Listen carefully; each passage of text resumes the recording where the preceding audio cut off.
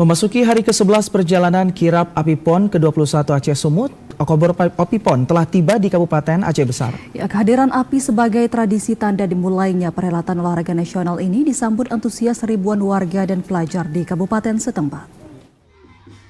Sempat diinapkan di pendopo Bupati Aceh Besar, tim kirap Api PON ke-21 Aceh Sumut kembali melanjutkan perjalanannya menuju kota Banda Aceh Jumat pagi.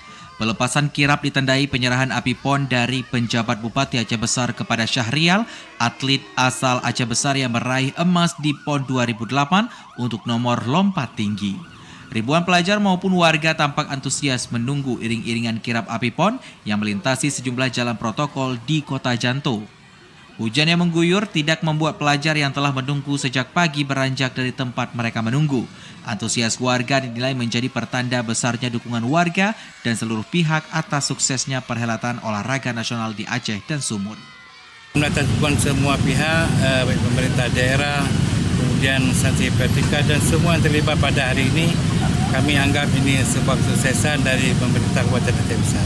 Sementara itu, rasa bangga disampaikan Syahrial karena dipilih sebagai salah satu atlet yang membawa Api PON di momen kirap ini. Ajang ini diharap mampu memotivasi atlet asal Aceh untuk meraih prestasi di Aceh Pekan Olahraga Nasional ke-21 ini. Membawa obor Api PON ini yang pertama, tapi sebelumnya kita senang juga bawa obor api Asanggi. Satu kebanggaan dari sekian atlet, salah satu saya yang dipilih, yang ditunjuk. Satu kebanggaan bagi saya.